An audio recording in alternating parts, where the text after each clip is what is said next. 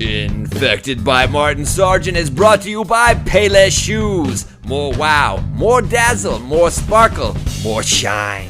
Say, Ted, I really like your new pair of boots. Did you get those at the mall? The mall? Fuck no. I got these at Payless, where Bono shops. Bono? The rock star activist? Awesome. Hello, I'm Bono. The world might be going to hell on a man-made meteor forged in steel from the blood of the working class, but that doesn't mean you can't treat yourself to nice boots and shoes at a good price. That's why I shop at Payless, where they make great boots. Just look for the yellow sign. Shop at Payless, and do it in the name of love. Payless. These boots are made for ass fucking. This is the story of Joey and the Christmas miracle. Joey couldn't sleep the night before Christmas. Not from the discomfort of his filthy mattress or the vermin that kept scurrying forth from his hair to nourish themselves on his blood, but from the excitement of waking up to discover what Santa had brought him. Because his squalid apartment under the 10 freeway didn't have a chimney, Joey wondered if Santa would be able to get in through the radiator, especially since the gas company had shut off the heat months ago after he had spent his last $40 on the new version of EverQuest. He was cold, but his paladin was already 10th level. As he lay in bed swatting at his skin, Joey heard sleigh bells in the alley out back, where his neighbor Ramirez had been recently stabbed 25 times with an ice pick in a drug deal gone wrong. Or right, depending on what gang you belong to.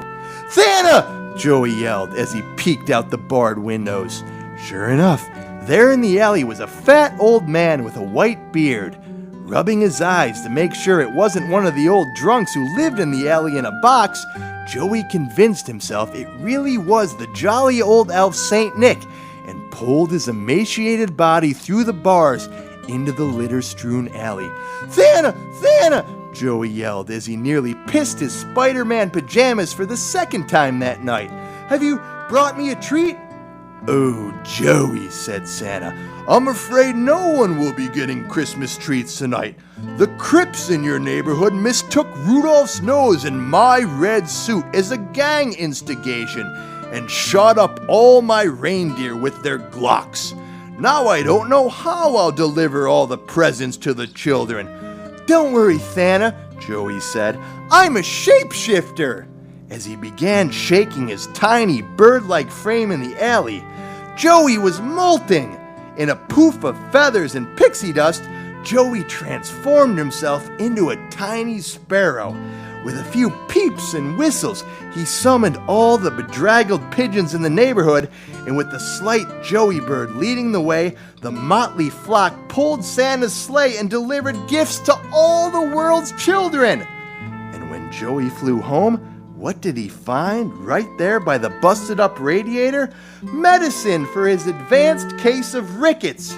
He wouldn't die after all. And just like that, Joey's little bird-like heart that hammered away in his translucent chest grew 3 sizes and then burst through his frail ribcage into an explosive font of crimson gore. It was a Christmas miracle.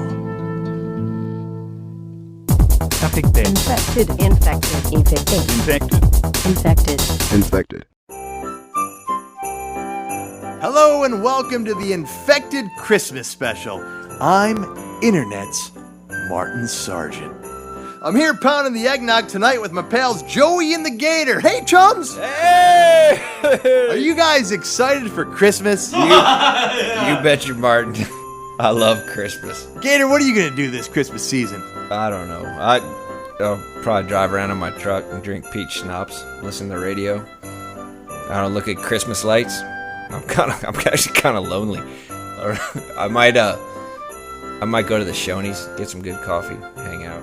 That's the saddest Christmas story I've ever heard. That's my life, Martin. You know, I go to my family's place, and it's not what I like to do for Christmas. It's just what I do. I always say I'm not going to do it, but I get really wildly drunk and make a complete embarrassment of myself in front of the family. I don't like to do it, but that's That's what happens, though, sometimes on Christmas with family.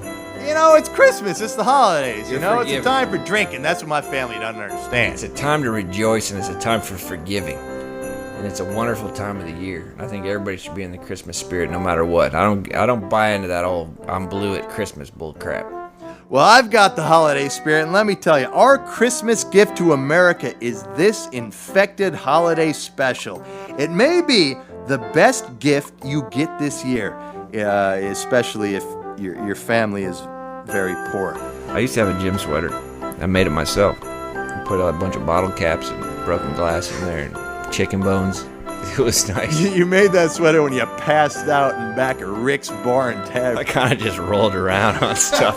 When I got up, it was... You were wearing a sweatshirt and you rolled around in back of the bar in the alley, and all of a sudden you woke up and you thought you had a gem. I was infused with the spirit of the season when I woke up. Well, last week on Infected, I hope you listened to it. Last week we talked about how internet dating is nothing but a Christmas stocking full of horse shit. Bullshit. But I may have to recant everything I said. That's right. Martin Sargent might be in love.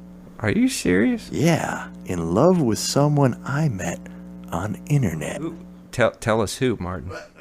I actually haven't met her, but I have masturbated to her 8 or 9 times. I know that. I'm in love with a lot of people.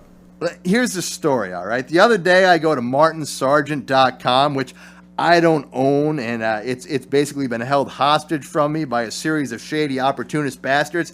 And lo and behold, I go up to martinsargent.com, and I saw a vision of an angel. This chick, I mean, seriously hot chick, like a 9, 8, 9, 10. She's fucking hot, all right?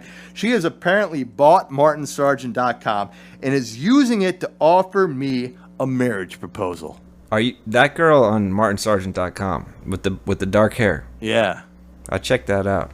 She is hot. She's smoking. The disturbing. I think that might be my daughter from my first marriage. Could this be for real? I mean, could it be that easy? I mean, I know you always say that celebrities like have a real easy time, you know, getting laid and all that, but it shouldn't be this easy. I mean, somebody like basically buys the URL for your name and like puts up basically, I want to fuck you. I want to, yeah, because, you know, marriage, you know, whatever, you know, marriage, you sign a paper or whatever, but, you know, the marriage bed, I'm going to do terrible things to this girl. You know, could it be that easy? I don't know. It could be. I think we make it too complex, but, you know, it is an internet sort of type of relationship. So, you know, I don't know if it's a hoax or what, but it's up there. You guys out there listening, go to martinsargent.com right now. Let me know what you think about this breezy, because I think that she's an 8, 9, 10. Does Martin Sargent believe in love at first sight? Yes, Martin Sargent does. The Gator does too. Because I get it all day, every day. I'm in love. I got a lot of love in my heart. Yeah, but you're drunk all day. Well, that's it's not really beside the point. I do tend to fall in love a lot more after I get into the peach schnapps.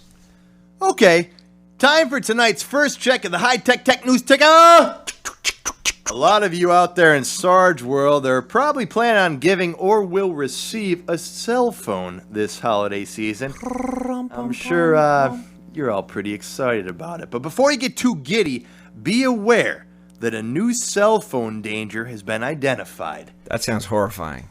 It is horrifying, but it's not car accidents. It's not brain cancer. It's getting horribly stuck in toilets. That happened to me on an airplane one time. It did. The suction on an airplane is unforgiving. Anyway, according to the AFP News Bureau, a student in Ukraine reportedly had to be freed by rescuers after dropping his mobile phone down a toilet and getting his arm stuck trying to retrieve it. Do you know what happens to you if you reach your arm into a toilet in an airplane? Your whole arm turns blue. It's like those Iraqi voters with their finger when they turn blue. You don't get sucked down? No, well, you might a little bit. Where does the shit go in an airplane? It goes into a holding chamber. It doesn't fall out over Oklahoma? That's a bunch of bull crap. Maybe over Oklahoma, but anywhere else it doesn't. Anyway, back to the story. According to the AFP News Bureau, a student in Ukraine reportedly had to be freed by rescuers after dropping his mobile phone down a toilet and getting his arm stuck trying to retrieve it.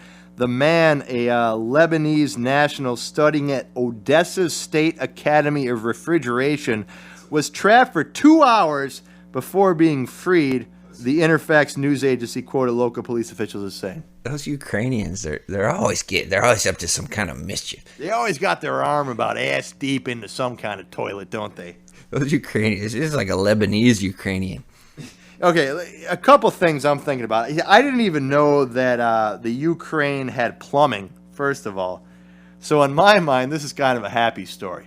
Like, I'm just glad to know that those people can take a shit and it, it's not in their backyard or like out by the side of the house or something. It actually goes into some sort of plumbing fixture. Have you ever met a Lebanese person before? Like, really met them face to face? Yeah, many, of course. They're wonderful people. They're wonderful. They are. Oh, and Lebanese cuisine? Oh, it's fantastic. It is wonderful. It is sublime.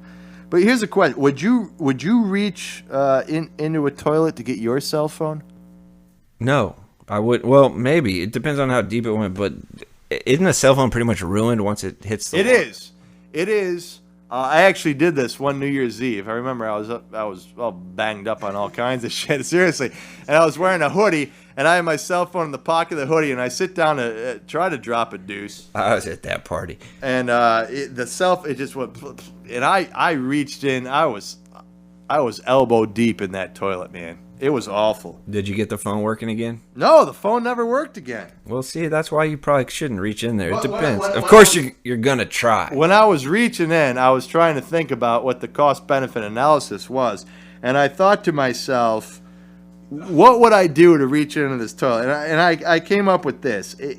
If there's three or fewer turds and the turds are fairly solid, you go for it. If there's shit in the toilet that's not solid, it's just kind of all floating around there, all disparate and everything, you don't go for it. You know, I saw you that, and I'm pretty sure that when you reach in that toilet, there was no sort of cost-benefit analysis going. No, I didn't know what I was reaching for. I thought I was finger banging a beautiful girl when I reached in that toilet. That's how fucked up I was that night. Generally, when a phone falls into a toilet, from my experience, there's nothing in it. I mean, it's after the flush or it's before the flush. No, it was during. Because you're rarely reaching. Was there was stuff right in there? I don't even know if I went in the bathroom to take a shit or I went in there to do drugs. I don't even remember what I was doing. But I think the real question of this story is why a Lebanese national would go to Ukraine to study refrigeration. Because as we all know, the Lebanese are known for refrigeration technology. Am I right? You are a savvy man of the internet. Yes. I think it's I might be thinking of the Latvians. Is it the Latvians or the Lebanese that are big into refrigeration? I don't know. You know, that's a good question, and somebody out there is going to have to look that up because the Gator is not going to be able to answer that question. Go on to that Wikipedia and let us know the answer. Send us an email or something. Yeah, post something on sargeworld.com, whatever. Anyway, Joey has to go put some Lunchables on the hearth for Santa. Joey's hoping Santa brings him a Filipino bride this year, or any girl with a mouth and at least one hand. Anyway, we'll be right back. Infected by Martin Sargent is brought to you by Payless Shoes. More wow, more dazzle, more sparkle, more shine. Hello, I'm Bono. You know, to be united is a great thing, but to respect the right to be different is maybe even greater. That's why I shop at Payless Shoes. Hey, your boots are just like those worn by rock star activist Bono. Yes, they are. I thought Bono had his boots wrought of zebra skin and goat bladder by the tiny hands of children in Africa. No, of course not. He shops where I shop, at Payless Shoes. Find one near you and shod yourself, like Bono. Bono here. We thought we had the answers. It was the questions we had wrong. Shop at Payless Shoes. Payless. These boots are made for ass fucking.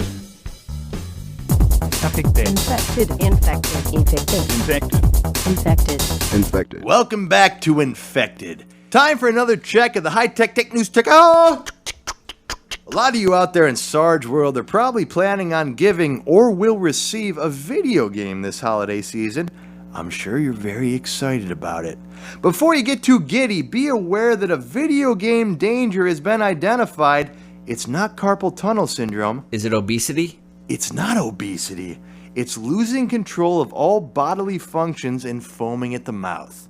That's right, according to television station KCCI in Des Moines, Iowa, a 14-year-old girl had a seizure from playing the game True Crime, Streets of New York for 5 hours. That's a bunch of liberal media crap. The liberal news media. This happens all the time, doesn't it? Janelle Hansen, the girl's mother, said, "This has never happened before. Boy, it scared the life out of me." Scared the living daylights out of me. Direct quote. Hansen, the girl's mother, woke up early Sunday and heard an awful noise from her daughter's room. She found her daughter thrashing in her bed. Well, she should be happy that her daughter wasn't dead, because a lot of people apparently have played a long amount of video games are ending up dead lately. I think you're diminishing the horror of this situation in Iowa. I could be. The mother said, I rolled her over. Her eyes were dilated. She was foaming at the mouth, gasping for air, just breathing very hard. That's a scary situation. Yeah, well, the girl's brother played too, but he took a break when it was her turn. She stayed and watched him play. Last time I found my daughter doing something like that, she was on martinsargent.com. But seriously, folks, you know, like she's like, this has never happened before. Well, I hope it never happened before. What time in the morning was it? Yeah, I woke early up early Sunday in the morning. She'd already been playing for 5 hours. She hasn't slept. Well, you're lucky you're not from Korea, because they keep finding Korean kids dead in the video game parlors over there, just dead. They're like the real skinny kid over there, and they're like, he's not moving. They go and touch him, to bring him another iced coffee, and the kid's just dead. That's sad. But the saddest part of this story is, here's a girl in Des Moines, Iowa, who's playing some game called True Crime, Streets of New York, for 5 hours, starting very early on a Sunday morning. You think she's ever going to get laid? She could get laid easily, I think. Gator. If you're listening right now, seizure girl, you got a suitor right here. Well, I'll take you around in my truck and we'll drink some peach schnapps. We'll look at Christmas lights. Don't look too hard or you might seizure. But don't worry about a damn thing. Gator will take care of you, sweetheart. The story concludes that I'll give you a tiny little finch bird and we'll talk all night. The girl only plays 1 or 2 hours at a time now and then takes a break. Well, that's good. That's good. Apparently she's learned a lesson from flopping all around the fucker bed and foaming at the mouth, and her goddamn mother comes in. Where was the brother? The brother took a break. She only plays for 2 hours, and she eats a loaf of Wonder Bread. Yeah, then she got then she goes back. Take a break, sweetheart. Go back down to the kitchen. Get a little Debbie bar. Get some in you. Get some fucking Kool-Aid. Let me tell you, all you video game people, go outside and throw the ball around once in a while, would you? Get out and get some damn fresh air. Christ, you people. Joey, I'm talking to you and your EverQuest. I know you got a 10th level paladin and everything. Sit in the back of Gator's That's truck. That's not the be-all, end-all of existence, for Christ's sake. Oh, everybody talks about them cigarettes and peach schnapps being bad for you. You sit in the back of Gator's truck and we'll ride around and get some fresh air. You don't need to play them damn games. They got true crimes right out here. Anyway, we're all praying for the family of that seizure-ridden girl. We are. It's a scary situation, and we hope that nothing ever like that happens to you this holiday season. Okay, Gator's got to go change the poultice on Joey's ass lesion. We'll be right back. I don't want to do that. I did it last break. We'll be right back with self-defense expert Ricky Kang. Infected by Martin Sargent is brought to you by Payless Shoes. More wow, more dazzle, more sparkle, more shine. Hello, I'm Bono. I move like a solitary wolf on a distant ridgeline at twilight. And I do it in shoes I bought at Payless. Follow me, if you can. Mega rockstar activist Bono is the coolest. I do anything to be like him. Well, Tommy, that might be easier than you think. Really? How so? Well, for starters, Bono buys all his shoes at Payless. So all I have to do is shop at Payless Shoes? Well, I said for starters, Tommy, he's a complex man, Bono. You probably never really be like him, but you can't wear the same shoes as him. You can get them at Payless. Did you know Bono also likes to fuck men? What? I'm just kidding, but it's true. He does he likes to fuck men. Payless.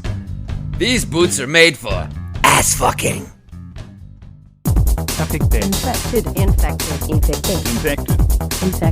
Infected. Welcome back to Infected. You know, there's one thing that really never fails to get me in the full swing of the holiday season, and that's excessive drinking. So to honor the old age tradition of the holiday cocktail, I've enlisted the help of heavy drinker and self-defense expert Ricky Kang to share with us his top 3 adult holiday beverages. Ricky, are you there? Martin! Quasi-Toto, man. What's up? Can you hear me, buddy? Yeah, I'm here. Quasi-Toto, my old friend, and happy holidays. I can't even hear you, man. Turn that shit off. What's that? I said happy holidays. Happy holidays, man. Fuck that. Merry Christmas, man. That's what I said. I don't celebrate none of that pagan shit. Ricky Kang only worships 2 men on this earth. One of them is Long Duck Vway, Master Long Duck Vway of the 7 Liquid Seas Temple, and the other one is the Lord Jesus Christ. Both of them about 350 years old. Fair enough. So, Ricky, what are your top 3 holiday drinks? My top 3, that's a hard question because at Christmas I drink a lot. But I guess I could say, man, like if I had to pick one, I'd say pink turkey squirrel. It's good at Christmas, man, because you drink it in the Christmas morning when you're feeling all sick and shit. It just settles you out. It's like a mule kick, man. It's a mug of wild turkey, man. You pour in some Kahlua and like a half a bottle of Pepto-Bismol, and you just mix that shit up and drink it down, man. I drink that every year, man. I remember one year after about 6 turkey squirrels, I lit the house on fire. Well, I guess you say the motel room, because at the time we were staying in the Days Inn. It's because I had a broken pelvis from when I fell off the balcony at Thin Lizzy concert, and I lost the house because of that shit. But I remember that year, man, because we was at the Days Inn. And that's the year my boy Cody Cheyenne, he's a little motherfucker. He crawled into a heating duct in that same room behind the bed. He crawled in that motherfucker, and I couldn't get him out, man. I had to reach in there. I was reaching down. I was like, Cody Cheyenne, bring your little fucking ass out here. Bring your ass out here. I reached in there. He bit my fucking pinky finger off at the knuckle, and he spit that shit back out at me. It hit me right about on the chest of my fucking Christmas shirt. And that's about all I remember from that year. Wow, that's Cody Cheyenne. He's a little something, huh? He's a little motherfucker, man, just like his daddy. He's a little ass kicker. He's a little warrior. He's a little warrior. He is a warrior, Martin Sargent. He's a warrior. That little motherfucker, tear your ass up. Cody Cheyenne's like a little motherfucking squirrel. Man, my motherfucking the kid, he brings 6 dead squirrels up on my porch every day. I don't know how he does it. He's quicker than a motherfucking ferret. Okay, so that's 1. How about drink number 2? I don't know, man. I drink a lot of beer, mostly, man. That's about what I drink. Just beer. I don't have a drink number 2, man. Give me a 6-pack. Drink number 2, 3, 4, 5, 6, 7, 8. It'll be about 6 Schlitz. Whatever I can find. Fuck that. Oh, okay, well, thank you, my old friend Ricky Kang. Martin, man. Merry Christmas, man. I am just infused with the spirit of the season, man. I love it. All right, that's Ricky Kang. I love you, man. I love you, man. Merry Christmas. Quasi-Toto. That's Ricky Kang, founder of Kick-Ass Karate. You know, as a top-flight television celebrity living in Los Angeles, I, of course, have a lot of famous friends. One of my closer friends is no other than Orlando Bloom, who I met in a Dungeons & Dragons game while he was preparing for the role of Legolas the Elf in Lord of the Rings. Well, we're honored to have my effeminate friend on the Sargcast tonight with a special Christmas message. Here is Lights, Camera, Orlando. And welcome to Lights, Camera, Orlando. Hello, I'm Orlando Bloom. You may think of me as a film actor, and of course I am a film actor and a pretty good one. but I'm also something else. I'm an animal lover. Now, seeing as how this is the Christmas season, I want to tell you about a very special animal, the snow pig. The snow pig lives in the North Pole just like Santa Claus, only the snow pig is real. First off, if you've never heard of snow pig, I'll tell you a little bit about him. The snow pig lives in ice caves and feeds on whales, seals, and whatever else it can get its little tusks into. I'm not talking about a happy, peaceful animal. No, ask an Eskimo about the snow pig and he'll tell you, this is a death pig. A pink killing machine that will soon be here among us, in our cities, in our towns, eating our children, our pets, and perhaps even you and I. You see, global warming has destroyed the natural ice cave habitat of the snow pig. Now, am I a scientist? Not really. I have no scientific training. But I know enough to know this. Keep your shit wired tight, because the time of the snow pig is upon us, and a lot of us are never going to make it. Thanks for listening. Happy holidays. And until next time, this is Orlando Bloom for Lights, Camera, Orlando. Thank you, Orlando Bloom. I'll see you at Cher's holiday cocktail party, I'm sure. Well, that's all the time we have for this special Christmas episode of Infected. Martin? Hey, Martin? Yes, Gator? Could you, before we go, could you tell us the Christmas story? Well, I guess we have time for a short Christmas fable. Joey, Gator, get up on my knee here. I'll read you a story. Yeah! This is the story of the magic Christmas quilts. Once upon a time, there was a quilter named Beth. Though she was very poor, living in a dingy trailer park in Oklahoma with her two half-wit boys, Chad and Chip, and wildly obese, weighing in at about 380, she made the most beautiful quilts. She sold them on eBay. How beautiful were her quilts? Oh, they were wondrous. Stitched from the finest fabrics, each square on the glorious patchwork featured radiant colors with lovely pictures of hearts, doves, and the most beautiful flowers. When you laid down at night to slumber and covered yourself with one of her quilts, it wasn't so much the soft downy feathers that kept you warm, but the love that Beth put into every stitch. As Christmas approached, the internet was above about the beauty and unmatched quality of Beth's quilts, and her eBay orders went up and up and up and up. Through the roof. Oh my, sung Beth. With all these quilt sales, I'll have enough money to buy Christmas gifts for Chad and Chip. Braces for Chad's legs and a glass eye for the gaping hole in Chip's misshapen head. But everyone who ordered those quilts wanted to give them as Christmas gifts. And Beth didn't want to ruin her impeccable eBay rating, so it soon became clear that she'd have to work so very extra hard to get them all done on time. She worked day and night with very little sleep, taking breaks only to drain Chad's stomach abscess tubes. But it wasn't enough. There were only 7 more days before Christmas, and she didn't know how she'd get all those quilts done unless she didn't sleep at all. Thinking it was a lost cause, Beth began to cry silently in the trailer as she got up to open another box of Snackwells. As she went to the cupboard, she passed a window and saw Rick, her slim and wiry neighbor who never seemed to sleep, spending all his time on a lawn chair in front of his trailer smoking old gold 100s and collecting disability from his drywall job. Rick! Oh, Rick! Beth yelled out the window. How is it you never sleep? Come over to my trailer and I'll show you, Rick said. Beth lumbered over to Rick's filthy trailer as Rick prepared a line of something that looked like ice crystals on his TV tray. Suck that up your nose, Beth. You won't sleep for days. Beth, thinking Rick was a Christmas angel, huffed that big fat ganker of a line in one pull. When she got back to her trailer, she made 14 quilts in 26 hours. So clear was her mind and nimble her fat hands. This is a gift! Santa is real, Beth thought, feeling a little tired as she lumbered back to Rick's to get more magic snowflakes. Oh, you're back already, Rick said. Well, this time, it's gonna cost you. Cost me? Gasped Beth. But I won't have any money until I finish all my Christmas quilts. I don't want any money, woman, Rick replied. 6 days, 17 lines, and 9 wet, fat-mouthed blowjobs later, Beth had finished all her quilts. She had enough money to buy the medical supply gifts for her half-wit sons, and had lost 60 pounds from not eating and doing crystal meth for 7 straight days in the process. Crystal meth. It really was a Christmas miracle.